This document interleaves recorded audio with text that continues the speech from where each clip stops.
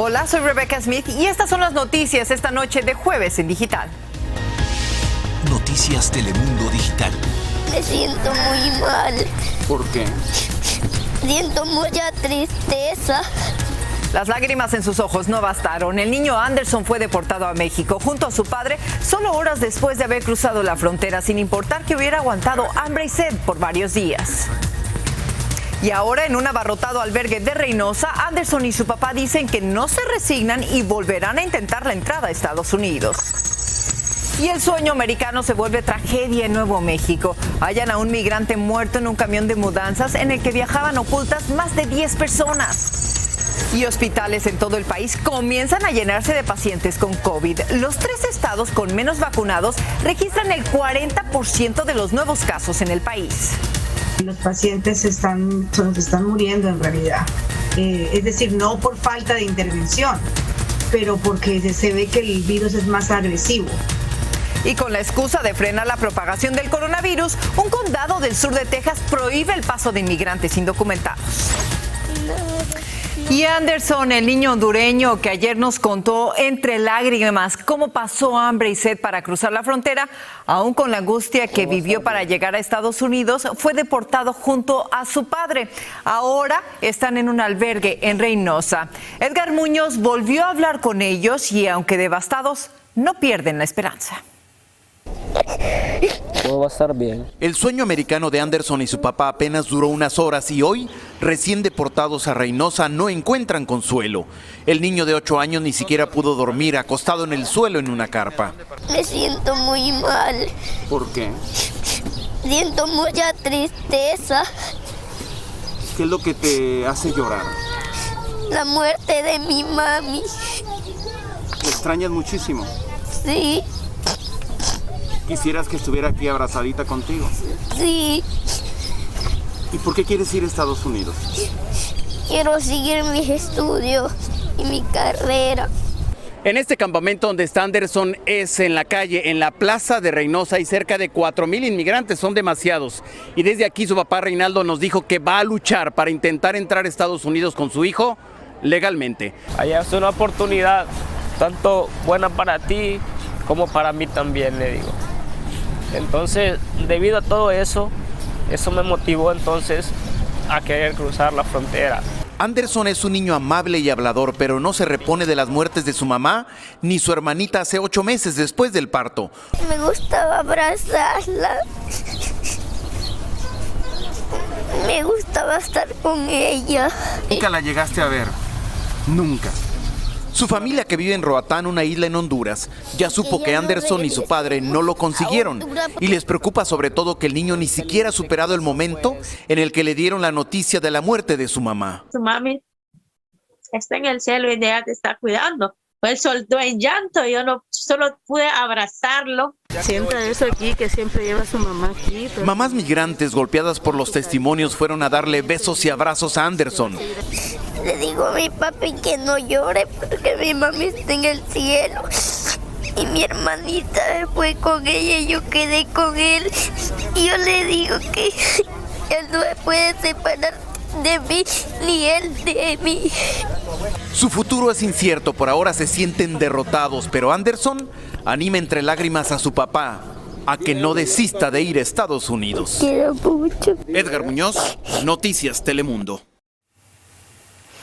Gracias, Edgar. Y precisamente en esa ciudad de Reynosa, la situación se complica, pues las autoridades, de hecho, están pensando en cerrar un albergue cercano a donde están Anderson y su papá. Cientos de migrantes pudieran quedarse sin un lugar para refugiarse si clausuran el albergue Senda Vida, uno de los más importantes de la frontera. El albergue tiene hasta finales de la semana para ser desalojado, pero no hay lugar para acoger a tantos migrantes.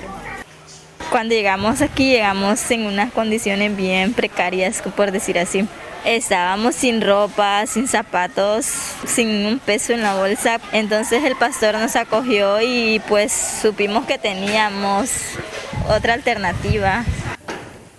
Las autoridades, por un lado, aseguran que este albergue sufre peligro por inundaciones, lo cual es desmentido por los responsables de este centro. Y mientras el flujo de migrantes cruzando la frontera no se detiene, agentes fronterizos hallaron cerca de Tucson, Arizona, a un grupo de 197 personas, 147 de ellos menores de edad no acompañados, la mayoría procedentes desde Guatemala. Y la patrulla fronteriza en el sector de Tucson ha detenido a más de 13,600 niños viajando solos en lo que va de este año fiscal. Esto es un aumento del 189% respecto al año anterior. Y las tragedias no cesan. En el sur de Nuevo México, al menos 10 personas fueron encontradas dentro de un camión. Una de ellas perdió la vida. Josué Esquivel se encuentra en el lugar de los hechos con el reporte. Josué, buenas noches, te escuchamos, cuéntanos. Rebeca, muy buenas noches. Hasta esta hora la información es bastante limitada. Lo que sabemos por ahora es que es el Departamento de Seguridad Nacional quien está encargado de la investigación. La oficina del alguacil del condado Lincoln dio a conocer que al menos 10 migrantes fueron encontrados al interior de este camión de mudanza. También se dio a conocer que al menos uno de ellos fue encontrado sin vida y a pesar de que equipos de emergencia intentaron darle los primeros auxilios, fue declarado muerto. El alguacil del condado Lincoln informó cerca de las 3 de la tarde hora local que un oficial había parado a este camión de mudanza cerca de la milla 101 de la carretera US 54, encontrando a los migrantes en su interior. Por ahora no sabemos si el resto de los migrantes fueron llevados a recibir atención médica, mientras que se desconoce si el conductor fue arrestado. Dentro del camión se podían observar algunas botellas de agua. Sin embargo, Rebeca, es importante mencionarte que en los últimos días hemos estado en temperaturas por arriba de los 90 grados. Esta es una noticia que aún continúa bajo investigación. Como pueden ver a mi espalda, estaremos al pendiente de más detalles. Reportando en Nuevo México, Josué Esquivel, Noticias Telemundo. Mientras tanto, un grupo de Dreamers se reunió hoy con la vicepresidenta Kamala Harris en la Casa Blanca. La reunión no tuvo lugar una semana después de que un juez federal bloqueara las nuevas solicitudes de DACA. Bueno, finalmente se reunieron y Javier Vega tiene las reacciones desde Washington DC. Javier. Rebeca, buenas noches. Pues un encuentro que buscó avivar la esperanza entre los Dreamers que han tenido semanas y días complicados, especialmente luego de este fallo de un juez federal que suspendió las nuevas aplicaciones al programa DACA. Por eso, la vicepresidenta Kamala Harris fue tajante desde el inicio. Esta es su casa, los vemos y estamos con ustedes. Por eso les prometió que luchará sin descanso para conseguirles un camino a la ciudadanía. El testimonio más conmovedor fue el de Diana Bautista, de 18 años, quien había aplicado al programa DACA y se quedó fuera justo por la decisión de este juez. Hay veces que no duermo, le dijo a la vicepresidenta.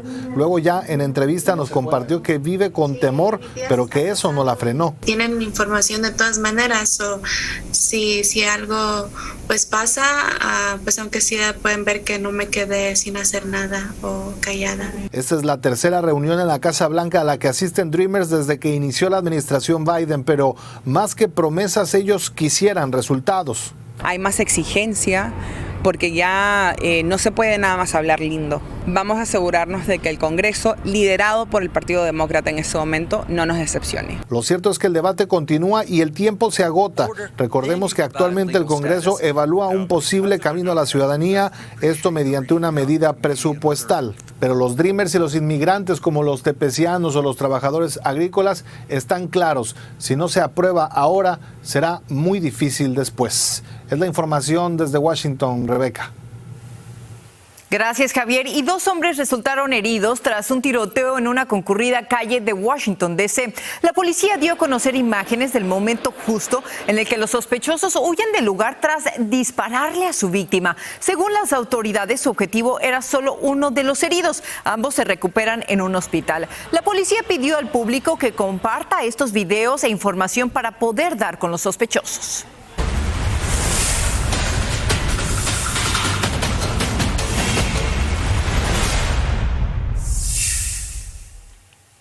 Y ahora, con la peligrosa variante de COVID Delta, crece la urgencia por vacunar al resto de la población que aún no lo ha hecho. Hasta hoy hay más de 162 millones de personas que se encuentran completamente inmunizadas. Esto representa casi el 49% de la población. Los 3 estados con bajos índices de vacunación son Texas, la Florida y Missouri, que esos 3 estados representan el 40% de los nuevos casos en el país.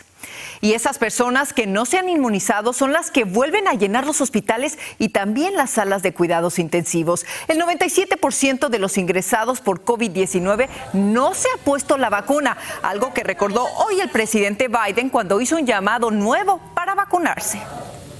If you're vaccinated, you're not going to be hospitalized, you're not going to be in an ICU unit, and you're not going to die.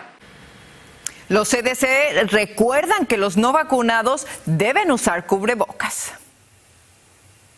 Y con el argumento de que están llegando contagiados con COVID, un condado al sur de Texas ha prohibido por completo el ingreso de autobuses con migrantes indocumentados. Juan José Méndez nos tiene el informe desde Dallas.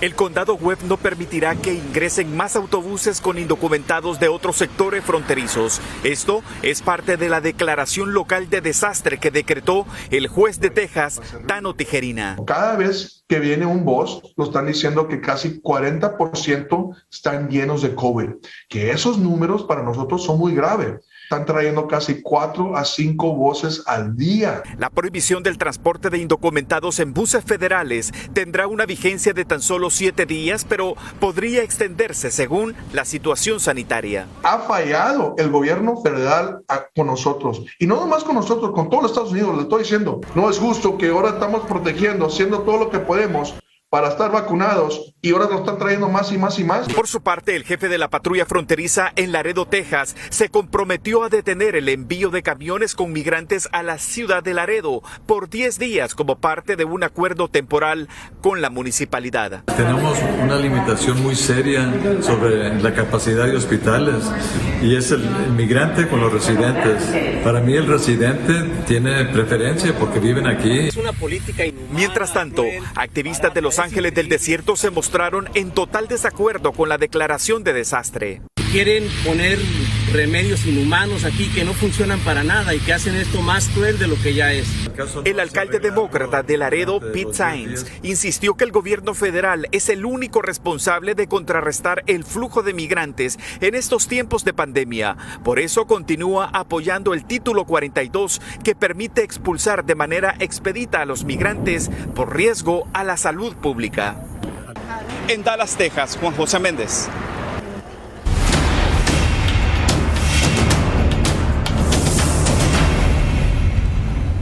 Y el día de hoy la administración Biden impuso sanciones económicas contra militares cubanos responsables de la aguda represión contra los manifestantes dentro de la isla. A través del Departamento del Tesoro se congeló cualquier bien o propiedad que pudiera tener en Estados Unidos el ministro de Defensa cubano Álvaro López Miera, así como la Brigada Especial Nacional del Ministerio del Interior. Esa medida del presidente, con todo el respeto, no sirve de nada, es muy flojita, porque ni le van a hacer caso allá, como nunca han hecho caso, y la medida ahí es fundamentalmente una intervención o algo por el estilo que tenga más rigor o más fuerza o algún tipo de ligamento con la ONU. Por su parte, el gobierno cubano rechazó dichas sanciones, calificándolas de infundadas y calumniosas, pero la administración Biden avisó que esto es solo el principio. Entre tanto, el régimen cubano ha estado condenando a los participantes en las protestas masivas contra el gobierno. En juicios sumarios se están dictando sentencias rápidas y en grupo contra los manifestantes. Al menos 12 condenas han sido reportadas por la prensa. Las condenas de los procesos que se conocen hasta ahora oscilan entre los 10 meses a 1 año de cárcel. La mayoría no contó con abogado. Y la ciudad de Tokio ya está en la cuenta regresiva para la ceremonia de inauguración de los Juegos Olímpicos, que será el día de mañana. Distinto a otros, claro, en esta inauguración no habrá multitudes y solo habrá 950 personas en el Estadio Olímpico, incluidos invitados y medios de comunicación. Además, también se espera asista la primera dama de Estados Unidos, Jill Biden. Y 37 pasajeros tomados como rehenes fueron rescatados por la policía en el estado de Sonora, México.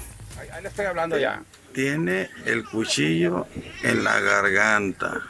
Mira. Las autoridades de Ciudad Obregón tardaron unas 3 horas en negociar con el secuestrador, un hombre de 37 años que huía de una ciudad cercana en la que se le acusa de haber violado a 3 menores. Con cuchillo en mano, como usted puede ver en pantalla, mantuvo amenazados a los usuarios de este autobús. Al final, el hombre se entregó pacíficamente. Y en Ecuador, más de 20 personas murieron por violentos enfrentamientos entre bandas rivales en 2 centros penitenciarios. Los motines se dieron en la principal prisión de Guayaquil y en el penal La Tacunga, en el centro del país. Grupos especiales de la policía lograron contener las revueltas. Además de los reclusos fallecidos, se han reportado más de 70 heridos, incluidos policías. Y le invito a que nos siga en nuestras redes sociales para más noticias y también a que visite noticiastelemundo.com.